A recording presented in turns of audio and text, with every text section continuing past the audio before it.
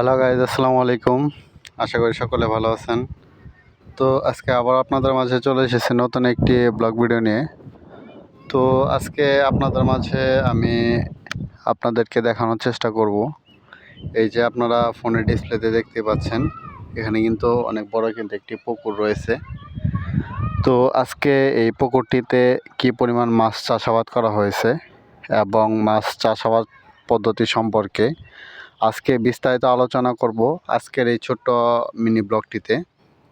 এবং এই পুকুরটিতে কী কী ধরনের মাছ ছাড়া হয়েছে এবং কত টাকা এই পুকুরে ইনভেস্ট করা হয়েছে, তো সমস্ত কিছু নিয়ে আজকে বিস্তারিত আলোচনা করব আজকের এই ব্লগ ভিডিওতে। তো বন্ধুরা, যারা আমার চ্যানেলে নতুন সদস্য রয়েছেন, যারা আমার চ্যানেলটিকে এখনও সাবস্ক্রাইব করেননি, তারা অবশ্যই আমার চ্যানেলটিকে এখনই সাবস্ক্রাইব করে রাখুন। এবং এই ভিডিওগুলো যদি আপনাদের কাছে ভালো লেগে থাকে তাহলে কিন্তু অবশ্যই আপনারা লাইক, কমেন্ট এবং কি শেয়ার করে রাখবেন। তো এই যে আপনারা যে পুকুরটি দেখতে পাচ্ছেন, তো এটা কিন্তু এই যে এতটুকু কিন্তু মানে 10% মতো জায়গাতে কিন্তু এই পুকুরটি কিন্তু গঠিত অবস্থিত।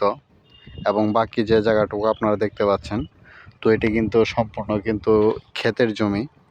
তো অতিরিক্ত পানি হওয়ার কারণে এটা কিন্তু ক্ষেতের জমিতে পানি চলে এসেছে, যার কারণে সম্পূর্ণ এরিয়াটি কিন্তু পুকুর মনে হচ্ছে। তো এই মোটামুটি পুকুরটি কিন্তু অনেক বড় হয়েছে এবং এই পুকুরে বিভিন্ন ধরনের মাছ চাষাবাদ করা হয়ে থাকে। বিশেষ করে 10 প্রজাতির মতো মাছ এই পুকুরে চাষাবাদ করা হয়ে থাকে এবং এই পুকুরে মিনিমাম 6 লক্ষ টাকার মতো এই পুকুরে ইনভেস্ট করা হয়েছে। তো বন্ধুরা, আপনারা যারা মাছ চাষাবাদ করতে চাচ্ছেন, তো বন্ধুরা, আমি আমার আরেকটি পরবর্তী ব্লগ ভিডিও বানাবো এই মাছ চাষাবাদ সম্পর্কে। তো সম্পূর্ণ ওই ব্লগটি দেখবেন, তাহলে আশা করি সম্পূর্ণ আপনারা অনেক কিছু জানতে পারবেন এমনকি বুঝতে পারবেন।